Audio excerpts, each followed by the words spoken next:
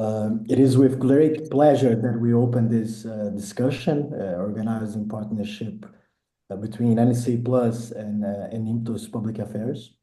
And I would like very much to extend my sincere thanks to our distinguished speakers, MP Hannah Jalumuru, Vice Chair of the European Parliament Committee on Foreign Affairs. We also have Cristina Grutzenreiber, EU Mercosur Trade Deal Negotiator at the European Commission, Mário Birkens from Brazil's Ministry of Mines and Energy, and Júlio Neri, Director of Mining Affairs at IBRAM, the Brazilian Mining Institute. I thank you all, our invitees, for joining us for this timely and important conversation. Just a few remarks before we start. So after more than 20 years of negotiation, and I have here the opportunity to hear a lot the insider of Cristina and also Thomas that worked a lot on this. We now stand at a decisive moment with the real expectation that the EU-Mercosur agreement will be signed in Brasilia on December 20. This development comes at a time of significant global transformation. And of course, we have to mention the new tariff agenda implemented by President Trump, which initially generated strong concerns for emerging countries, Brazil included, intensified the urgency for countries and trading blocs to diversify partnerships and expand access to new markets, even if in recent weeks for Brazil, there have been indications of adjustments aimed at mitigating its most disruptive effects and easing bilateral tensions. But this goes far beyond tariffs. Broader geopolitical tensions, spanning technology, energy, international security, underscore the importance of strengthening ties among like-minded countries and friendly blocs, where cooperation is grounded in trust, predictability, and strategic alliance. I think hearing MP Hannah Muro on this will be very, very interesting. And so in this context, the EU-Mercosur agreement gains renewed significance. At its core lies the agenda of critical raw materials, which are essential to the global energy transition and the industrial competitiveness of the coming decades. And Brazil, of course, Mercosur, but Brazil has a unique opportunity to assume a leading role, attract long-term investment, and consolidate its position within global value chains. And for the European perspective, the search for critical raw materials has become a strategic pillar of economical and industrial security. And it has been recently formalized in a European Act. Diversifying reliable suppliers is now seen in Brussels as essential to reducing geopolitical vulnerabilities and ensuring the technological autonomy of the Union, making the partnership with Mercosur not only desirable, but urgent. So our goal here today is to explore this new landscape, the opportunities ahead, the challenge that must be addressed, and how governments and business can prepare for the transformations that the agreement will bring. This discussion will be moderated by Thomas Petricek, Senior Advisor at NEC Plus, but also former Minister of Foreign Affairs of Czech Republic and currently an advisor to the Czech President. Thomas is also Associate Researcher at the Center of European Studies and Comparative Politics at Sciences Po Paris and holds a PhD in International Relations from Charles University in Prague. I thank you all once again to our partners, speakers, and everyone joining us today. I wish you all an excellent discussion. Thank you all. Thank you very much, Rodrigo, for introducing the panel and also providing us the framework for our webinar today. I'm really honored to moderate this panel and consecutive discussion. I believe that our four excellent speakers can provide us views on general political and regulatory perspective on the side of the European Union, but also what kind of opportunities, strategies can emerge from the deal. I would like to stress that we are at a critical moment where the relationship between EU and Brazil can further strengthen and develop. And here, I think our goal today is to explore what does it mean, what kind of opportunities and what kind of challenges might be ahead of us. I would like to ask our panelists to share their views. At the same time, I would like to ask audience if you have a question, please use the chat and send the question in advance. Please introduce yourself, and also I would like to ask you if you have a question addressed to one of the speakers, stress who is the speaker you are addressing. I need to also to announce in advance that MEP Hannah Jalul needs to leave at 3 p.m. At the latest. Therefore, if you have a question to her, please do it as soon as possible so that we can raise the question before she will be leaving our webinar. But without further ado, I'm really happy to start the panel, and I would like to ask MEP Hannah Jalul to provide her perspective as a member of the European Parliament on the general expectations and general perspective, both regulatory and political, on the EU-Mercosur deal. Hannah, the floor is yours.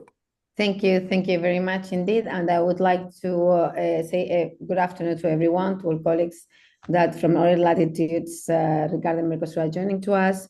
And also thanks to you for your kind invitation and for preparing this panel. As Thomas said, I'm Jalul. I'm a member of the European Parliament and Vice Chair of the Foreign Affairs Committee. I'm also working in the International Commerce Committee, where I am a spokesperson of the group on trade relations with key Latin American partners such as Mexico, Chile, or Andean community. I'm also representative for issues related to critical raw materials, which also competes, as it was mentioned before, some issues related to Mercosur. As Cristina from DJ Trade and Mario from Brazil will display very well more technical implications of the agreement, I wanted to share with you high-level political considerations and discussions we are having here in the Parliament, where this topic is really, really important and is taking a lot of deal of attention. And it is, I will give some preliminary considerations, and I think when we are debating the agreement, we need to clarify that it's not one, but two agreements that we are talking about. We have two different legal instruments, let's say, and it's important for people to understand this. On one hand, we have the so-called interim trade agreement, and it will, which consists mostly on the part dealing with trade preferences, which is the area where the European Union has a full competence. The Council is expecting to vote the agreement the next week, and the final push almost there, and the EU leaders will be voting its adoption on the European Council meeting 18th of December. This interim agreement will enter into force after the European Parliament gives consent to it, which will happen next year once the Council gives its green light. Now, the Danish presidency of the EU has put the agreement at one of its top priorities in the agenda. On the other hand, we have the Comprehensive Partnership Agreement, the so-called EMPA, which includes not just trade, but aspects, the political and, cooperation dimensions, which is very important. And this agreement touches upon national competences. It will need to be ratified by each of the member states, also in the Mercosur side. So we have, trade, the competence of the European Union voted here, and then each thing related to this comprehensive partnership voted at national parliaments. So it will need to be ratified. So its full adoption might, we try this to get as fast as we can. Otherwise, might take decades, and as it was presented before, we are a long time dealing with this issue of Mercosur, which is very beneficial for all of us. From a trade perspective, the EMPA is relevant, as well as it includes those provisions related to protections of investment. So it's not just the political cooperation part, but it's mostly about that. So the second consideration I want to stress is that the agreement is a unique opportunity. It's very important. We are trying to talk a lot in the parliament why and how it is important for all of us to have this agreement in force. We started to negotiate this 30 years ago in a context where both of the European Union and Mercosur economies, but also global trade relations, were completely very different. What motivated this negotiation forward was a trend to facilitate the trade relations. And President von der Leyen months ago went to Uruguay to sign and to try to speed up much more the process. The world of the 2000s, where globalized economies, the localization and free trade is the guiding principles of our foreign policy and trade. When we had such positive context, both blocs were reluctant in advancing the agreement. But now we have a window where we can go together hand by hand. And this is important. Now we have the world, it's have changed. Also, we have seen what is the trend with the United States, and tariffs, protectionism is at the center of the debate. Europe trade relation with United States also is at a critical time, and we are suffering some difficulties, but we are trying to arrange. And this is why it's a perfect window to stress our trade links with Mercosur, and they are in a very strategic moment right now because of all these issues. So that is why it's a very very positive development. And it's very essential to us. This free trade area is for more than 720 million people, making the largest preferential trade agreement ever reached by the European Union. It liberalizes trade in goods and services, offering new opportunities for companies in both regions and generating positive impact on GDP of both sides. And I want to be clear on this, and I think it's very important. It's not, when you try to explain the trade and political side of the agreement, let's going to talk also about numbers, because numbers are important when people ask about the impact, the necessity, or why it is relevant. So GDP of the EU is expected to grow an extra of plus 77.6 billion by 2040, thanks to this agreement. The GDP of Mercosur to increase an extra plus 9.4 billion, which it is 0.25% of the bloc's economy. In addition, for European companies, the saving expected, thanks to the removal of tariffs, the tariffs are up to 4 billion euros annually, which helps businesses, but also economies in the both sides. But it's also a sustainable. We work also in sustainable development. Last October, the European Commission published the economic impact assessment of the agreement, and I would recommend to everybody who's hearing and they are here that they can see this also in the web page to see how it impacts through the determinate sectors. We have here the expert that can talk much more about that. So the data shows that in the coming decades, the agreement will benefit manufacturing in the Mercosur, and the agreement not only brings advantages for European companies in the region, but promotes economic diversifications and the region's industrial base. So it is very important. I don't want to extend too much, but there is something I would like to mention, because I am the shadow reporter of critical raw materials at International Commerce Committee. And it's important if we want to talk about the strategic autonomy. It's important, this agreement, because it will keep maintaining our strategic autonomy in Europe also, and increase our leadership, which is important for both sides, in the other side and in our side in Europe, and also in the area of the critical raw materials. We need to mention that. It was mentioned like this before, but I would like to talk more in depth. We are in a time where critical raw materials become a weapon, or critical materials, become a weapon to leverage as part of trade relations. It is essential for the European Union to diversify our supply chains. We see it clear with the case of the airspace. We are all the time in the news, you have seen, with China, Israel, and all of this, because we are fully dependent on China, over 90% of them. These dependencies leave Europe very exposed to unilateral measures and make our stable supply chain and industries vulnerable, at a vulnerable state. So, yes, yesterday, the European Commission adopted the so-called Resource EU plan to include new measures to reinforce the supply of strategic and critical raw materials.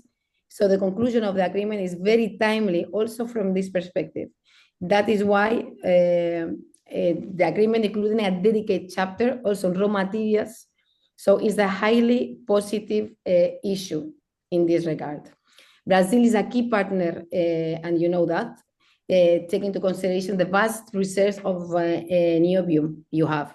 Niobium is a material in which the EU considers as a critical for our economies, given its essential importance for semiconductors. The same applies to nickel, manganese, which are highly present in your territory. So the combination of measurings facilitating the trade and of provisions of regarding sustainable development will allow the EU to secure supply of minerals like this from Mercosur countries, which is very important.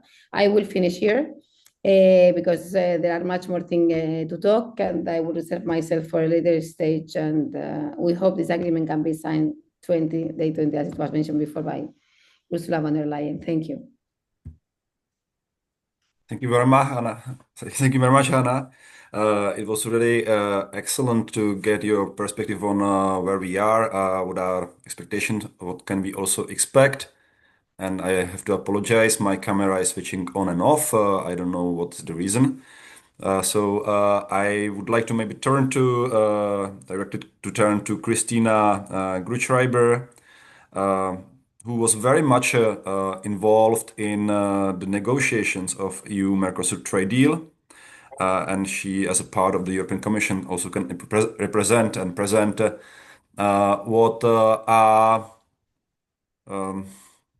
the practical expectations from the deal, what we can expect also in terms of next steps on the European Commission side. So, Christina, thank you very much for joining us, and the floor is yours. Thank you. Good morning to everybody, and thank you very much for both the invitation and for the floor now. Let me start by saying that what has already been said already integrates a lot of the messages that I would have wanted to pass, and it's not always that the Commission would agree with what MEPs will say, but I must have to say I echo 100% what was said previously. But so I will try to avoid repeating messages that have already been delivered. But also from our side, from the Commission side, I have to stress that this is really a very important agreement, and we are really believe that we have a historic opportunity to close an extremely important deal. And it would have been important had we concluded earlier, but indeed we are in a period of geopolitical turbulence, and economic diversification is clearly what we all need now. So for us, this deal is even more important than otherwise. And what we also consider, and this goes beyond trade, is that this is indeed a region with which we share common values. So we think that we are true natural partners, and we should be able to work together and deepen our cooperation, both through the trade agreement, but also through the partnership agreement, which has been negotiated and explained just now. So basically, to stress, yes, from our side, we think this kind of agreement can bring a huge kind of new level of cooperation, and it will enhance predictability and stability for both sides, for businesses, both here and in Mercosur. And indeed, that's an issue where right now the world has some problems. And also from the EU perspective, solely now speaking, we recognize that Mercosur does not have very many deals right now. We are in a privileged position if we manage to conclude this deal, as we will be one of the front runners, and we will be able to, therefore, our businesses will be able to benefit from this privileged position. We used to be the #1 trading partner of Mercosur. We have lost that place in 2017, and now China is the leading partner.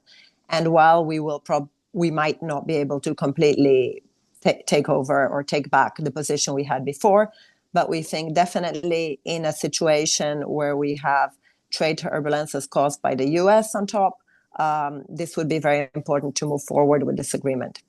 Now, looking back a little bit to just try to present what happened and what we foresee in the coming months or years. So if we look back on the agreement, indeed, this agreement has started, the negotiations started in the year 2000. So it's long overdue. They have been intense, and then they have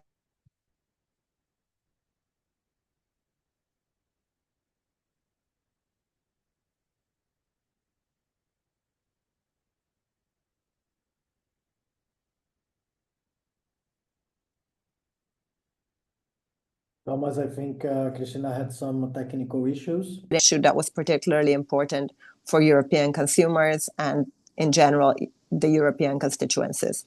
So since then, there have been articles added and additional chapters which focus on sustainability.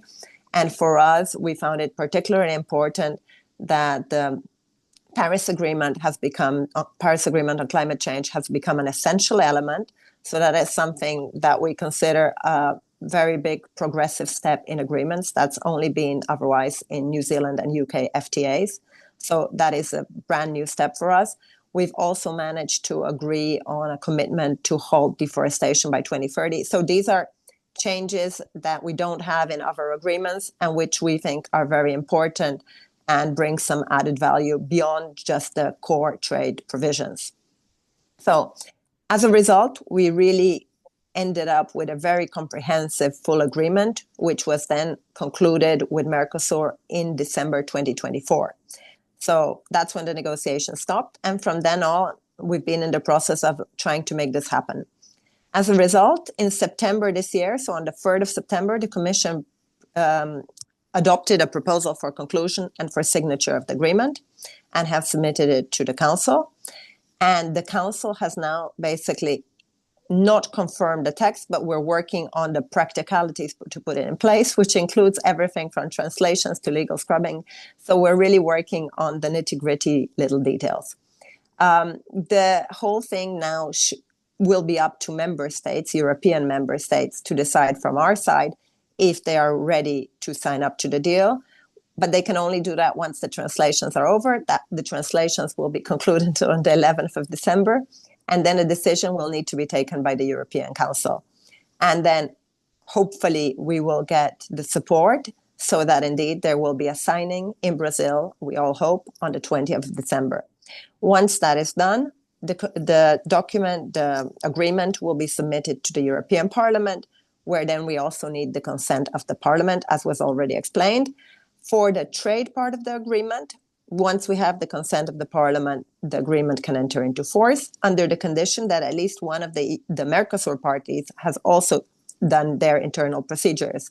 So once, in this case, Brazil finishes the ratification, if the procedures have been concluded here, the agreement enters into force. And in the Mercosur side, you are not limited to one another. It can enter into force for you in stages. So if Brazil finishes first, you can be the first one to benefit from the quotas, from everything. I'm just saying that in a way to incentivize our partners to also try to speed up their procedures, because of course it's in the economic benefit to be the first one. Moving on, I think just to recall that since it's an issue which you probably know in Europe is quite controversial, the controversy is mostly, in my personal opinion, rather emotional, not necessarily factual, because there are concerns mostly from the farming community, which is indeed an important one. However, from the Commission's perspective, we have really made sure that in the negotiations we have mitigated any risks. We have negotiated tariff quotas, which should ensure that the tariff liberalization is gradual and will not be too fast for the European market to be able to absorb it. So from our perspective, we are convinced that the risk to farmers is negligible. We've also heard often, just to refer to, because I think there was a comment in the questions that I should address challenges, there's also been some questions, and this is a common concern by European consumers, that about possibly getting products that don't meet European standards. That we think is not the case at all, because indeed for any kind of imports, be they agricultural or industrial or raw materials, if we have criteria, these need to be met at importation. and are not linked to any kind of preferences. So in order for goods to enter the EU market, they must meet our criteria, which are the same for imports and domestically produced goods. But that is in place already now. It doesn't link to the agreement itself.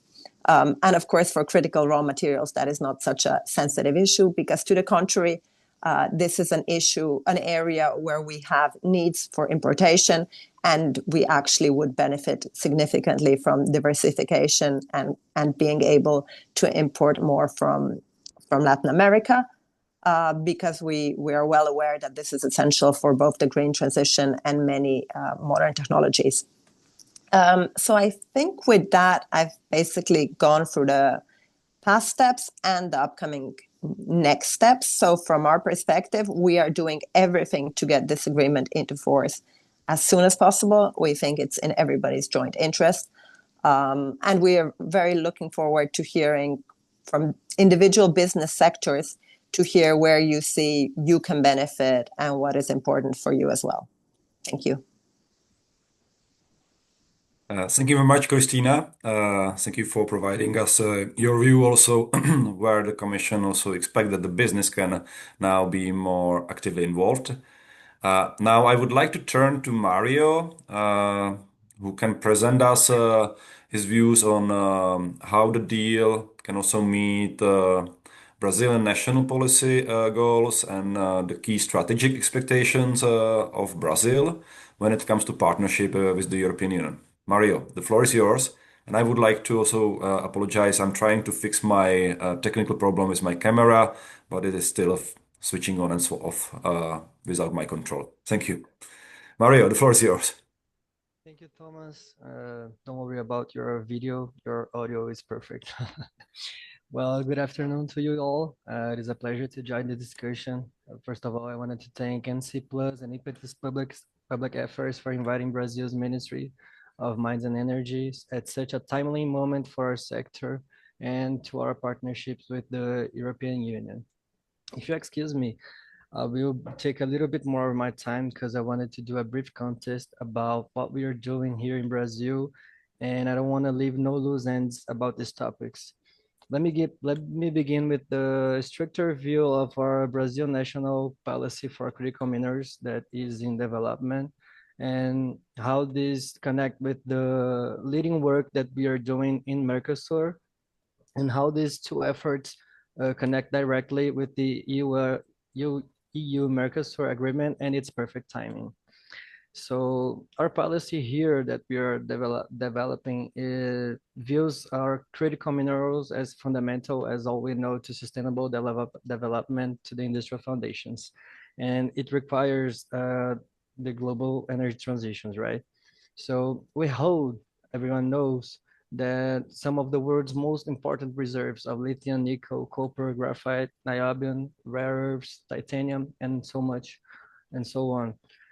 So these resources, they underpin batteries, clean energy systems, electric mobility, of course. But what we want to say is that our policy here is built in two central axes. The first one is that we have to expand our geological knowledge and boosting domestic production. We aim to modernize geological mapping, geophysical surveys, and mineral assessment, closing information gaps that historically limited investment and industrial planning here. The objective is to shorten timelines and increase predictability to accelerate high impact projects, and always maintaining, of course, a strong environmental safeguarding. And our second axis here is to develop Brazil's mineral processing and value-added industries. We are determined not to remain simply exporters of ores. We know that is very important here, but we seek to integrate refining, processing, and metallurgical capacity and advancing manufacturing into the national economy. So to do that, we order to operationalize are some lines of action that we believe that are essential. First of all, we have to expand financial support through public banks and development agencies. We were already doing it. We have to promote investment opportunity internationally. That's why we're here today. Build partnerships for market access, technology, and financing. Develop logistics and process infrastructure. Strengthen our research, development, and innovation process for low carbon mineral chains. We have a very special workforce here that we have to align with these emergent industrial needs. And we have to advance in environmental sustainability, especially in circularity and resource efficiency to social inclusion. About this policy, we have brought some of these ideas into the Mercosur group of geology and mining. And how come we've done that? As Christina said, not only the EU-Mercosur agreement stopped for nearly 2 years. The Mercosur subgroup of geology and mining did stop for that period either. But under Brazil's pro-tempore presidency that held this year, we reactivated its work and restarted regular meetings. And we invited even Chile to join us because of its strategic importance in minerals like lithium and copper.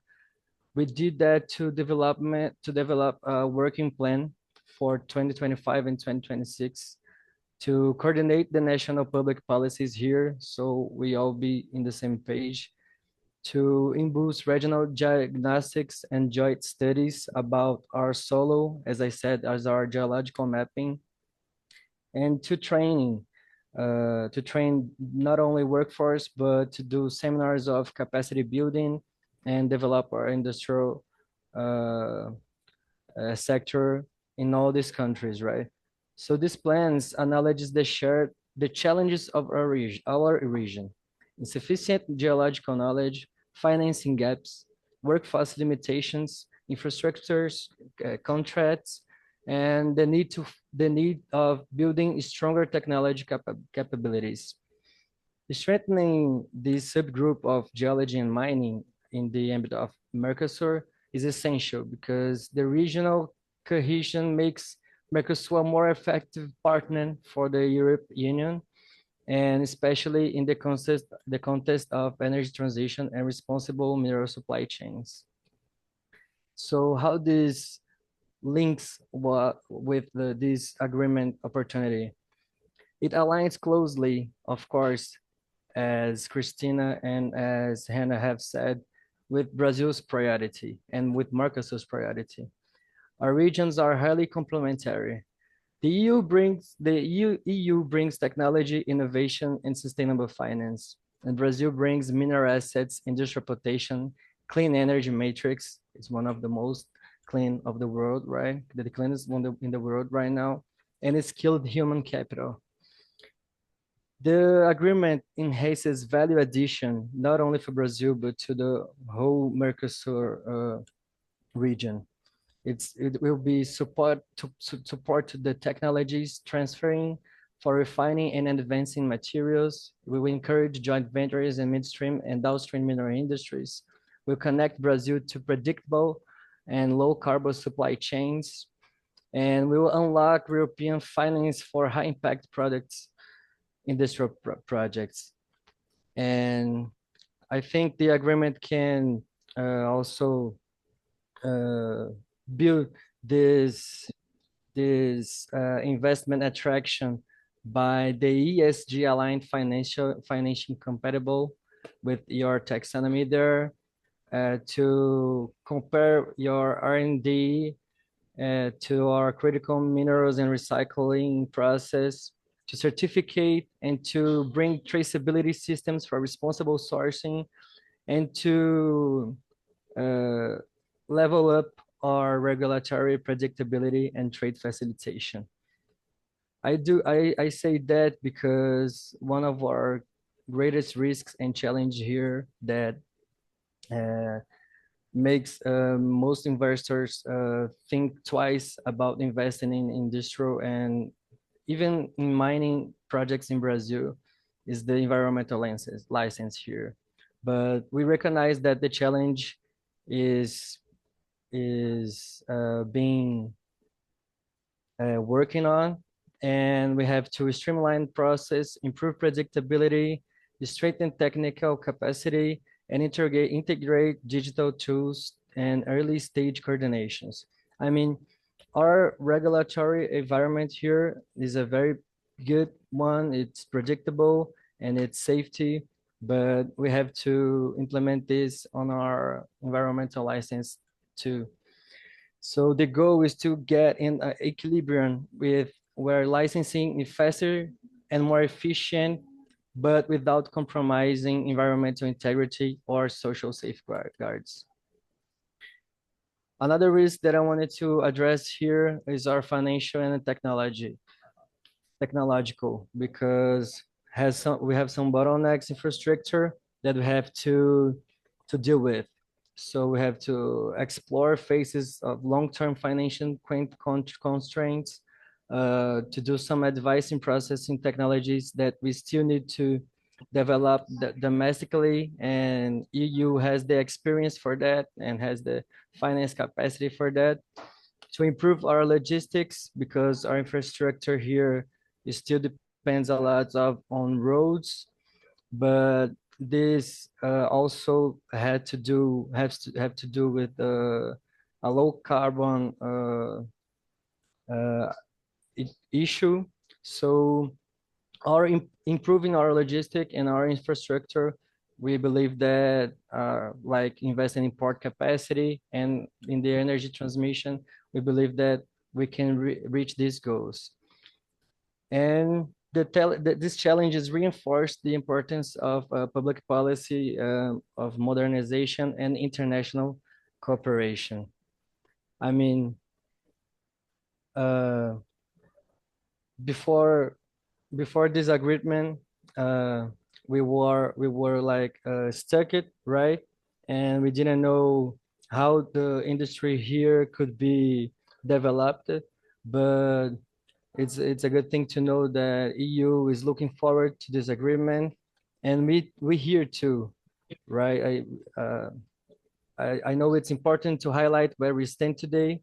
The negotiations for the signing of this agreement are advancing in a very positive and constructive environment, but Brazil looks forward to do Can I this. ask you maybe like to slowly conclude your first intervention? There will be space in the question and answers to build on your thoughts, but we still All right. use our time for Julio and for some questions to already address to MEP All Hannah. right. Thank you. So that's it. Brazil is following this development closely. We have a concrete and optimistic expectation that the agreement may be finalized in the coming days, ideally during Brazil's pro-tempore presidency of Mercosur. Thank you. Thank you very much, Mario. Don't worry, we will get to some of the issues in the debate. But now I would like to ask Julio to present his views.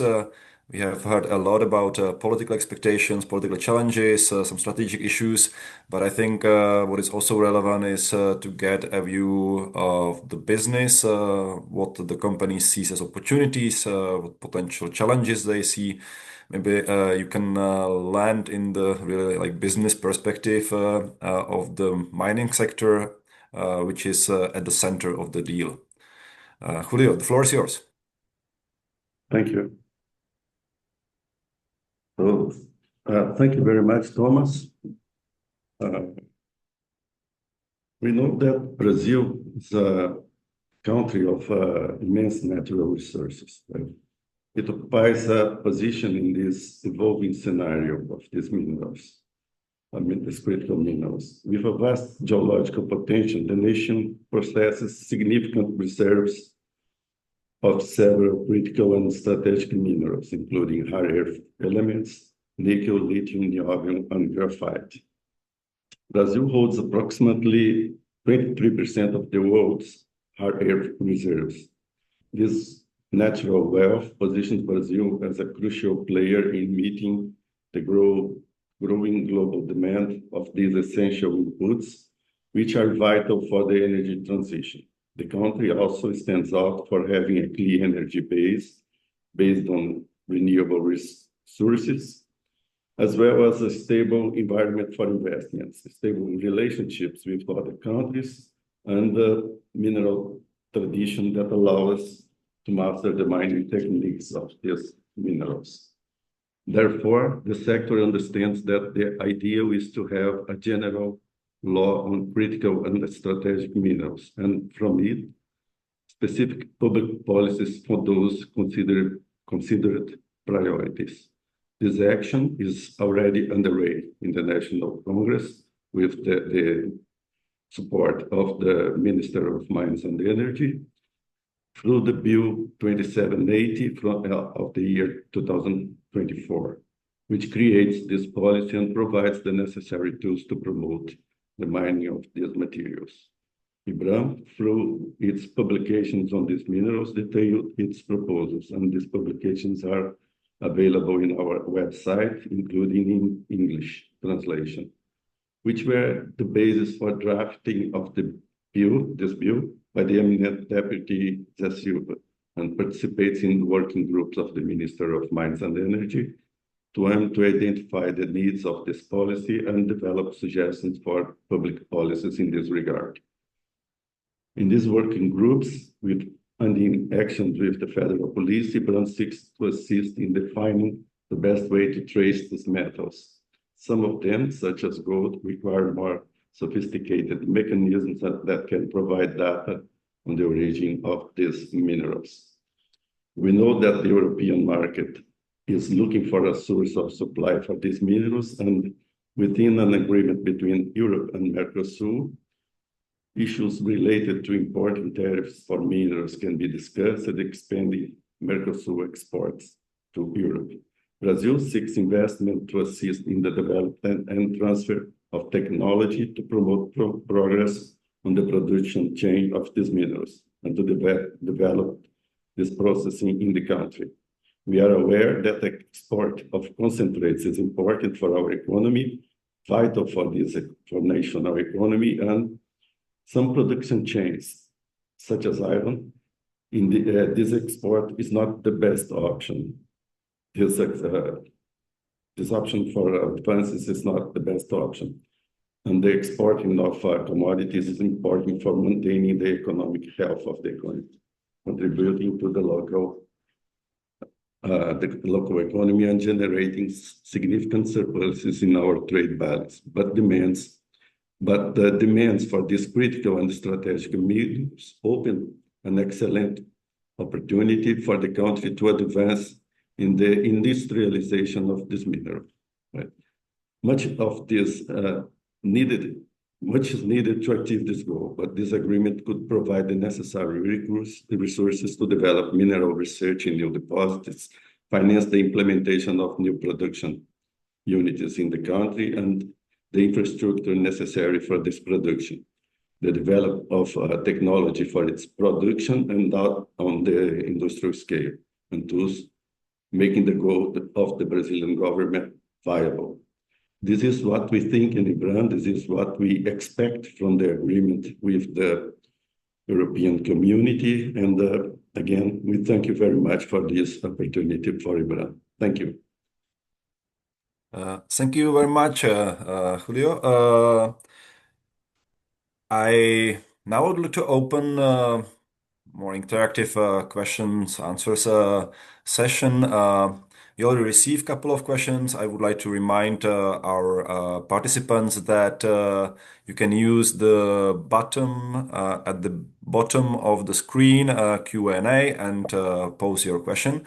I have, with the permission from other speakers, I have two questions that are directly addressed to MEP Hanna Mro. The first is from Tomáš Dvořák, and it is that given the current political fragmentation in the European Parliament and what we know from media, Mercosur deal may not see an easy path in the European Parliament.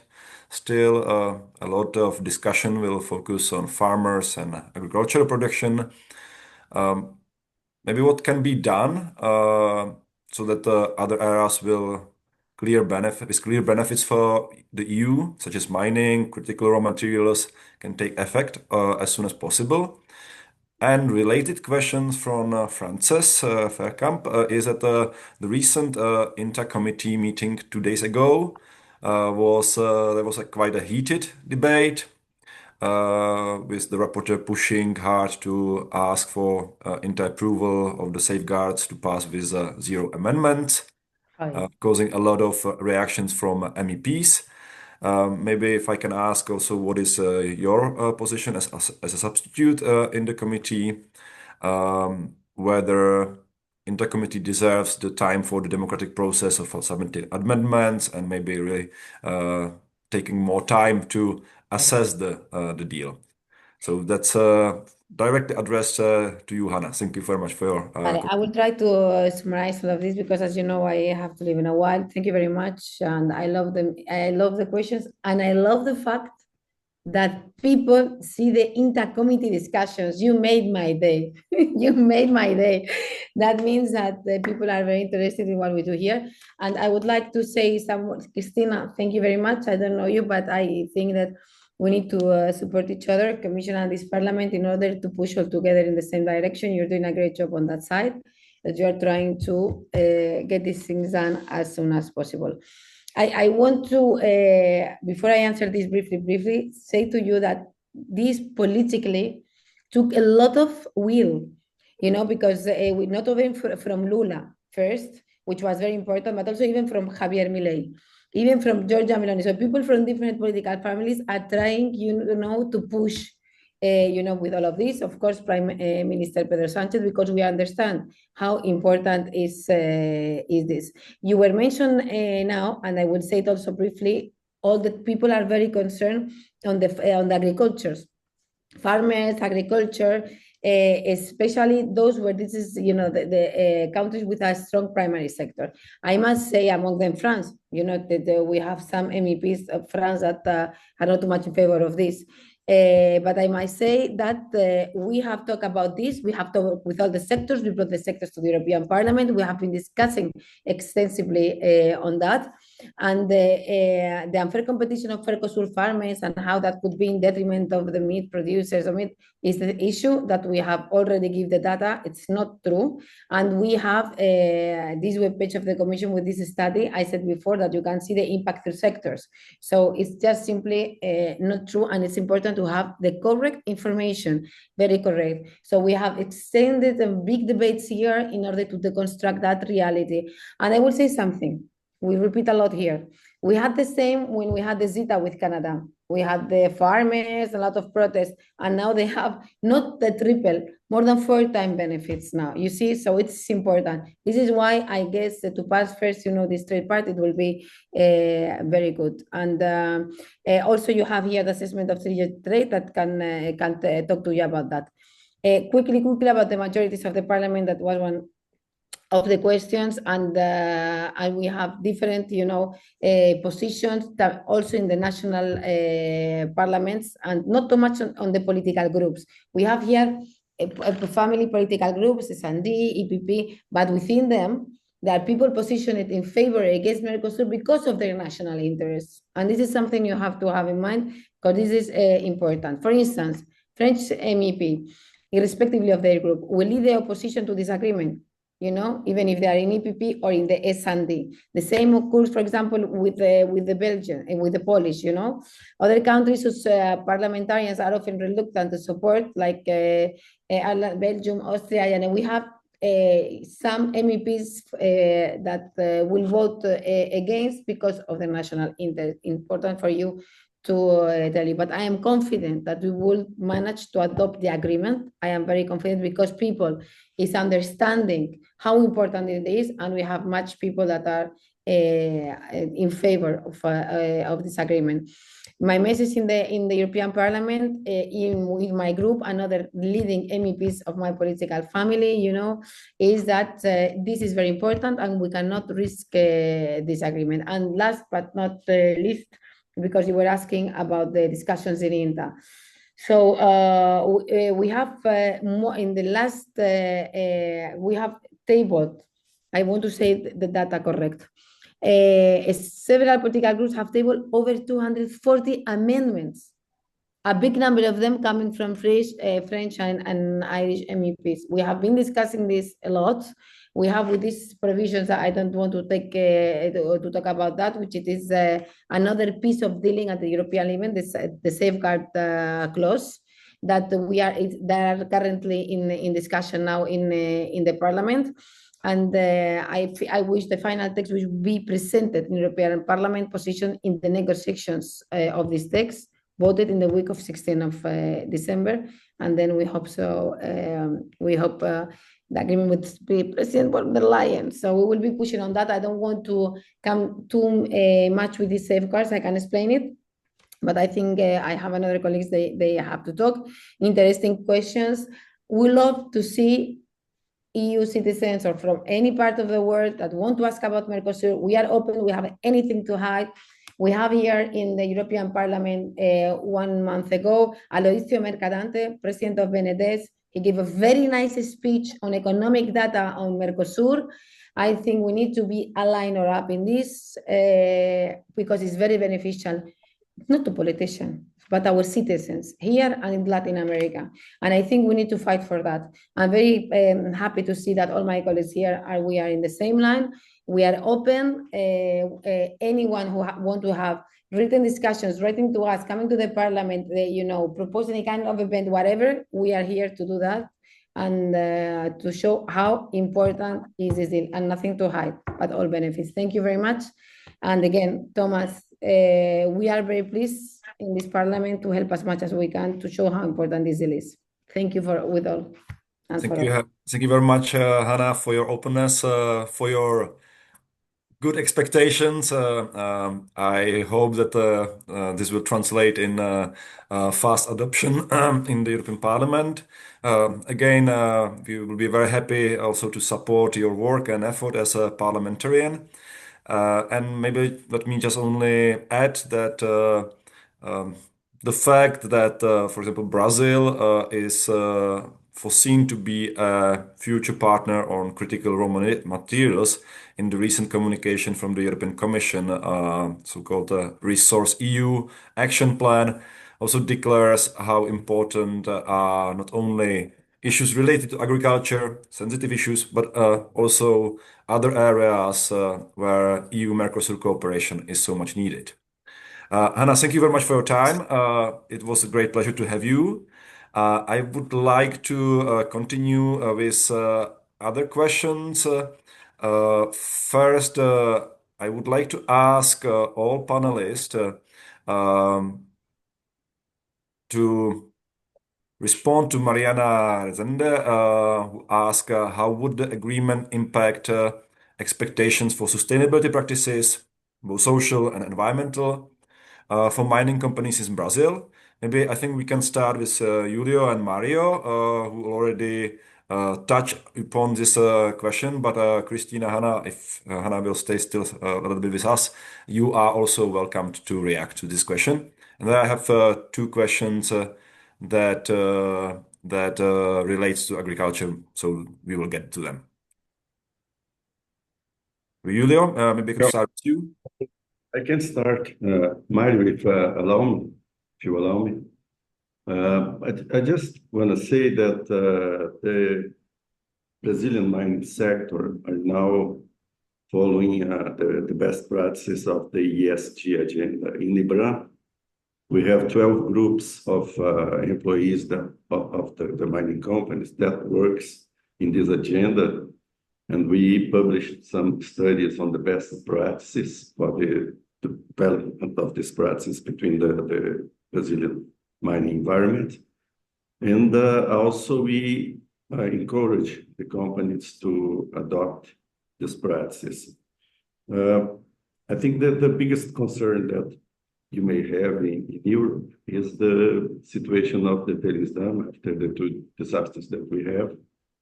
And I can say that today we are in a much better conditions. We have a very demanding regulations made by the National Agency of Mines and also by the Minister of Mines and Energy.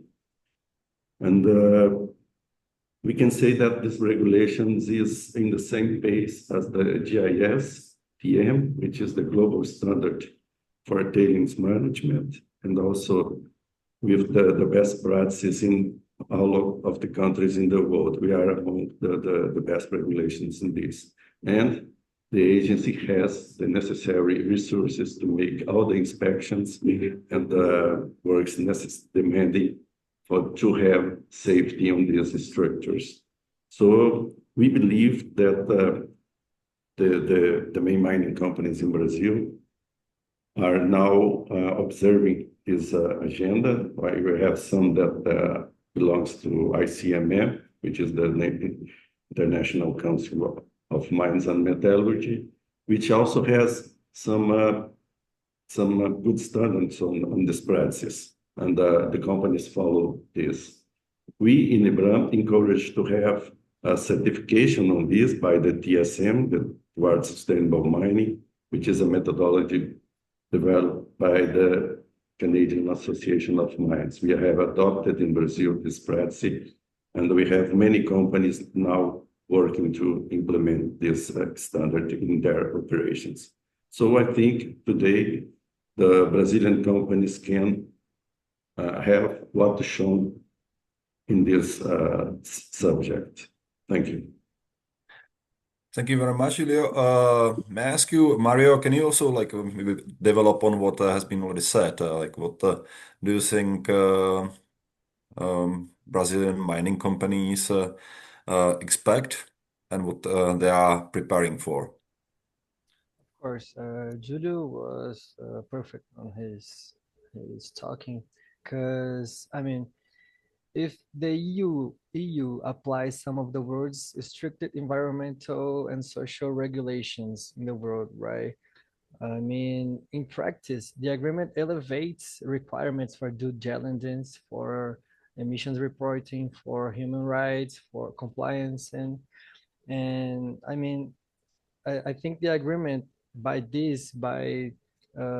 partnering with such a high level partner, of course, the companies that adapt early will gain better access to this market and this ESG aligned financing, because it also creates incentives for companies to modernize, to adapt low carbon technologies, and to pursue certifications aligned with the EU standards.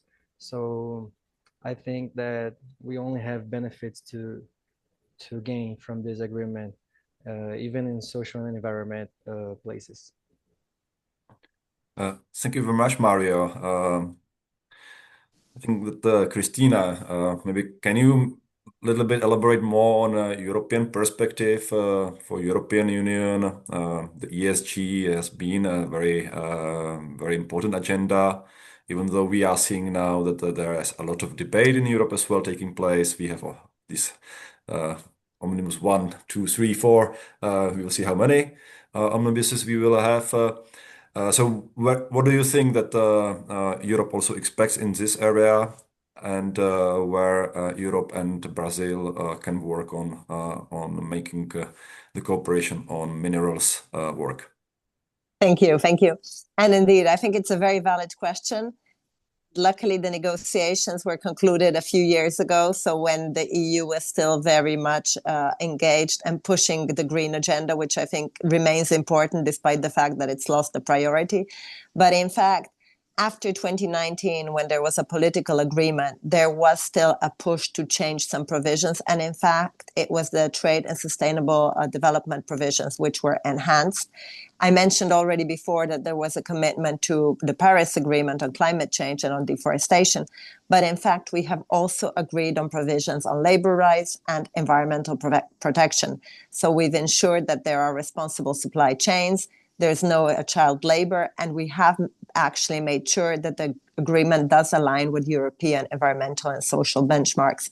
So in fact, regardless of other legislation in place, there is a basic platform already agreed between the partners in the EU and Mercosur that some basic standards will be met. So we think it's another reason why it will higher indeed the standards. And like mentioned by the speakers before me, I do think that if Brazil will, in order to export to the EU, raise some standards, that will be good for all their exports because they will likely be doing it for everyone. So I think and of course, in the end of the day, to be completely honest, I think it's in their interest because, well, why would we not want higher social standards? So in general, the agreement should help also in this sense. Thank you very much, Christina. I think that the question regarding the agricultural sector, probably it is not for Mario and Julio, but maybe Christina.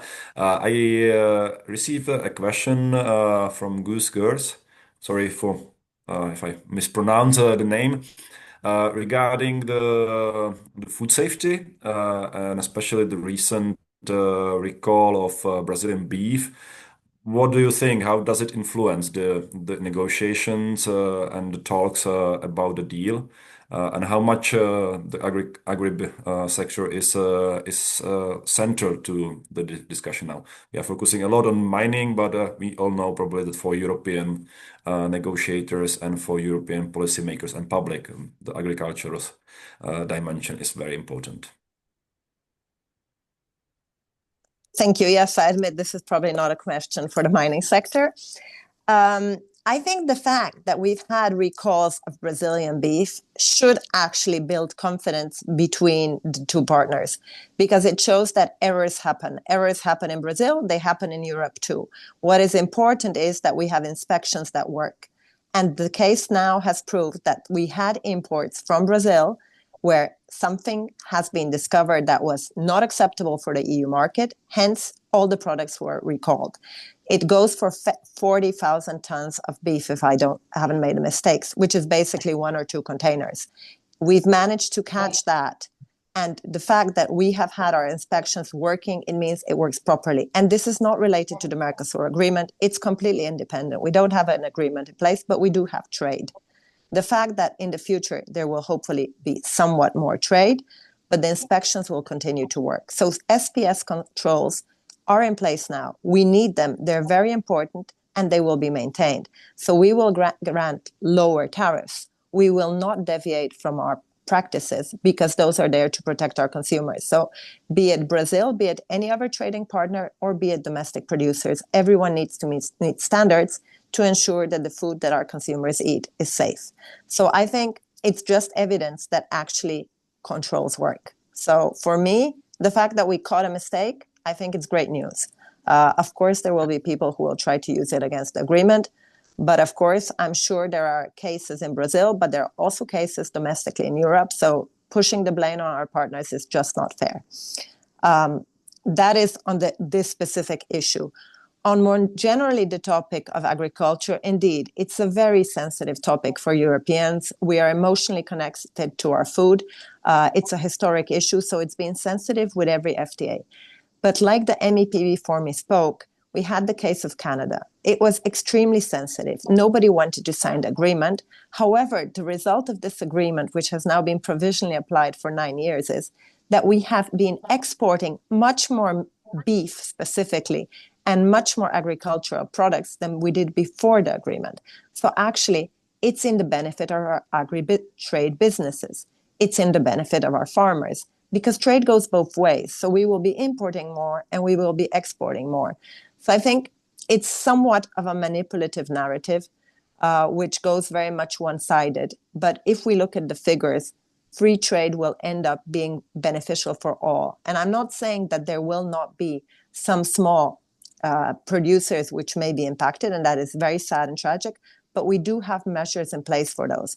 We have safeguards in the rare case that there would be a surge of imports that would cause damage to a industry, it can be a farming industry.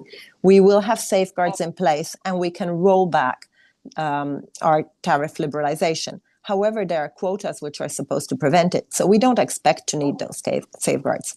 Yet, just in case, we've prepared that.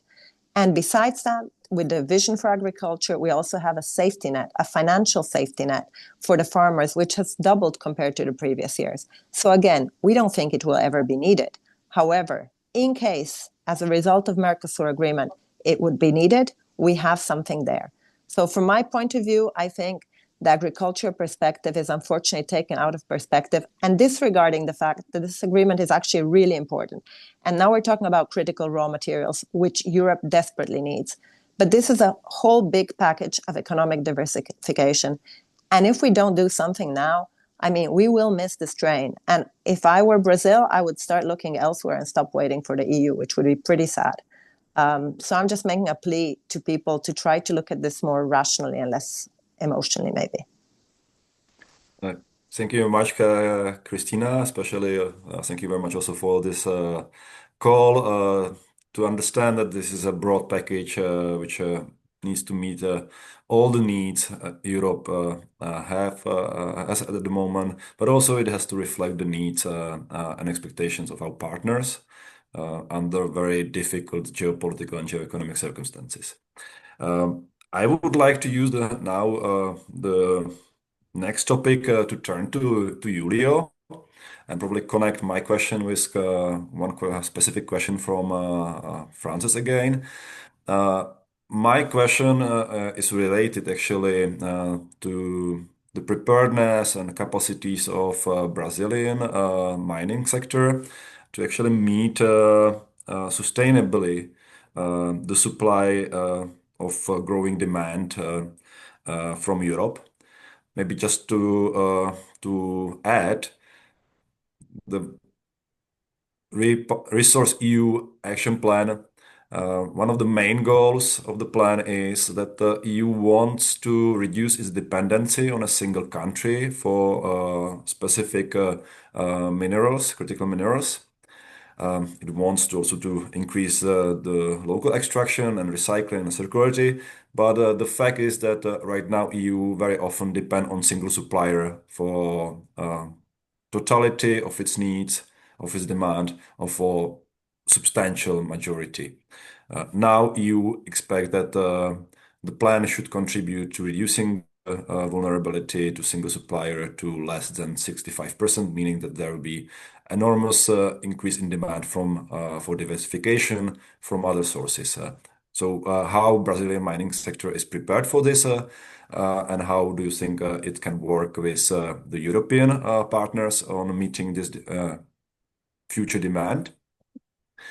And the more specific question to you is related to Brumadinho disaster, because the investigations reveal that many mining waste dams were in similar state and that a whale had pressured the German company to suit for certification of also other mining dams. So maybe if you can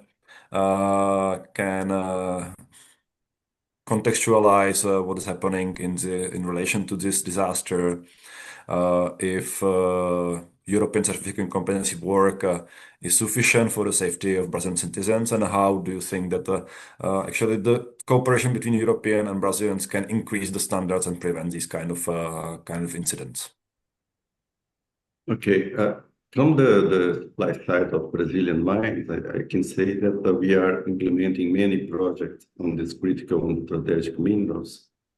And by these products, we think that we can help Europe on the supply of these minerals to the economic bloc. I think we have the necessary techniques on mining, right? And we also have many research developed on the concentration of this material and producing the components. We already have in place some mines producing and many projects that are underway to be producing in 2, 3 to 4 years. So I think the conditions to supply is very good in the Brazilian side.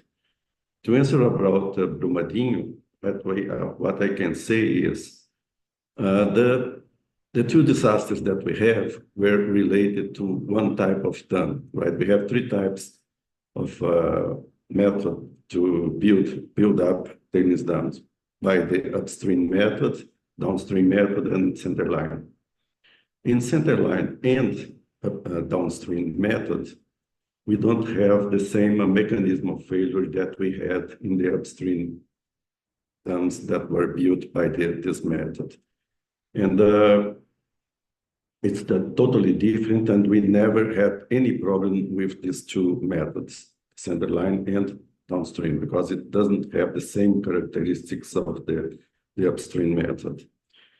About this method, we had 74 dams that were built in this way in Brazil, out of about 480. And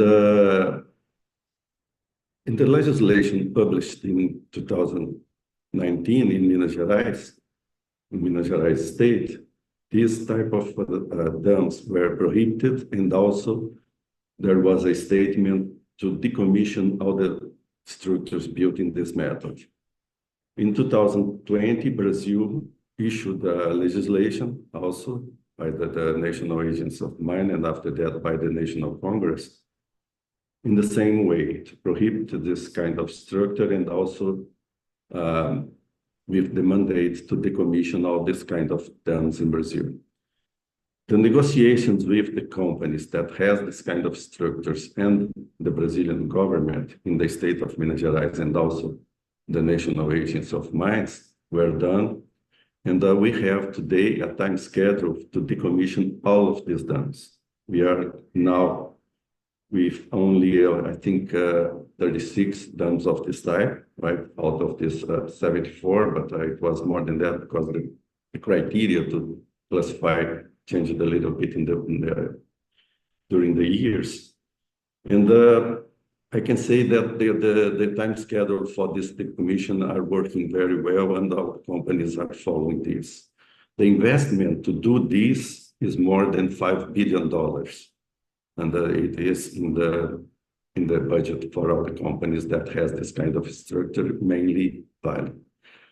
And this is working well. We don't have any reason to believe that we will not happen in the time schedule that was agreed by the companies and the National Agency of Mines. It's important to say that the reason for this time schedule is safety reasons, because you cannot work in a dam without a very careful monitoring and respecting the measurements that you have and all the, let's say, how the dams answer to these works that you are doing.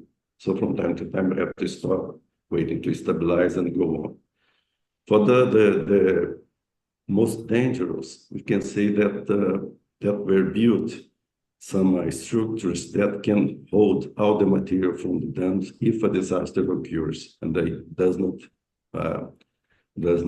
reach any kind of community in Brazil, any kind of community in the neighborhood. This is we have already 3 dams that are in these situations, and the highest level for this kind of structure. So it will not, even if it has some problem, it will not affect any kind of community. So by these measurements and by the regulations that I already talked about, we believe that we will not have any problem like that, any kind of event that are significant for the Brazilian tailings dam, because in few years, only the dams built by the centerline or the downstream method will be lasting, right? We will have only this kind of dams. I can say also that I have some experience on this because I was in charge of maintenance of dams for more than 15 years. Right? So I know a little bit about this kind of structure. And this is very difficult work to do and very expensive. Some of the works are being done with equipment, autonomous equipment without operators in distance to avoid problems also for the people that are working in the commission of these dams. And the time schedule is being followed. And the National Agency of Mines, they published a quarterly report on this decommissioning. It's available on the website of the National Agency of Mines, ANM, right? You can read it there. It's in Portuguese, right? I don't think it has the translation in English, but it's available there, the reports on the commission of the decommissioning of this kind of dam, and also about the situation of all the other dams. You can have this report in the Brazilian Association, the Brazilian Agency of Mines. This is there, and we can say that we have now a much better situation than we have in the past. That is the reason, the main reason that we believe that we will not have more problems with this kind of structures. And a big technological change are being made by the companies, right? We are reducing the new projects and also in the old projects that are working, the number of dams. We are building now the stockpiles of the water material, so it's not have the same potential of risk, but the potential of damage of the tailings dams. Of course, dams is a structure that... Sorry. Thank you very much for very comprehensive response to this particular question. I might use the last 15 minutes maybe to ask you rather that whether for concluding remarks, also looking on what might be your recommendations for companies, what to follow, what to prepare for, what maybe can they do to maximize the potential of cooperation between Brazil and European Union, Brazilian partners and European partners, especially from the perspective of the mining sector and perspective of the expected future partnership between EU and Brazil on critical raw materials. If I may ask, maybe if Christina can start, then Mario and Julio, if you would like to also share. We still have like 3-4 minutes for each of you. So Christina, please, your concluding remarks. Well, in my sense, I would say I still see as a little bit of a hurdle to get through to the actual implementation of the agreement. So at this stage, I would just ask those who believe that this agreement has added value to also share their perspectives, because I think they are not often heard. So I think both our Brazilian partners and domestically in Europe, that it would be important to hear some of those voices who believe that the agreement will bring benefits to them. Because this way we can hear that there is not just opposition, but people will recognize that there is also some support to this agreement, which definitely will be beneficial. Once we're over there, I think it's important to continue the cooperation between the two sides. I mean, we are cooperating mostly with the government, but there are and there will be projects to support implementation in Brazil. And we will be working through the EU delegation in Brasilia with our partners, with businesses specifically there, and with European businesses here to be able to work on implementing the agreement. So from our side, once we get there, there will be attempts to support businesses to actually understand the agreement and be able to make better use of it. But for now, to be completely honest, we're still in the phase of trying to get it through all the bureaucratic legislative procedures. And if I can pitch half a question in this moment of concluding, I would like to hear if we can get any insights on intel from the Brazilian government on how their procedures are going, if you have anything to share there. Thank you very much. I think that speech can now go straight to Mario. And Mario, also it would be great for you to share some concluding remarks, some recommendations, and maybe also how do you see the procedures in Brazil going to take place? Yeah, I mean, here as a technical consultant, I'm just that I don't I don't have much information about the politician level, but we all here have a concrete and optimistic expectation that the agreement will be finalized in the coming days. especially during Brazil's pro-tempore presidency in Mercosur, because it ends at the end of the year, right? So we want to leave this legacy for our region to to to say that not only for the region here, but to the world, that we can develop our industry, that we're not just exporting ores. And I mean, the president is very optimistic about signing this agreement very soon. And I think the companies here must prepare for investing in traceability systems and low carbon technologies. We're also developing a study with the GIZ to circularity of batteries of EVs and other policies of incentives of infrastructure debentures for processing mineral projects, especially on nickel and rare earths. And I think that we expect more predictable rules on the agreement, right? There would be clear sustainability and traceability requirements. And I think it would be very good to integrate all the region. But yes, I can say that we have a great expectation to sign this agreement, and that we all have held here that it's a great it's benefits for all parties, right? Thank you. Thank you very much, Mario. Last but not least, Julia, okay, I would like also to hear from you at the end of our webinar. What are your conclusions? What are your expectations? How we can all best prepare that once the deal is adopted, ratified, and started to be implemented, what can be the benefit of the agreement? Well, we hope in this agreement we can cooperate with the European Union in the such investment in terms of the Brazilian infrastructure and also the technological research for production. Right? I think we have a very good way to cooperate in both situations. We also are expecting possibilities of investment in terms of mineral exploration and also the implementation of new unities, because I think the demand for this kind of products will be very big if we reach the goals for the decarbonization of the industry, right? So it's a very important question. And that this agreement, we hope, will help us a lot on implementing the new projects that is needed by Europe. Thank you very much. Thank you very much, Julio, also for your encouraging words about your expectations.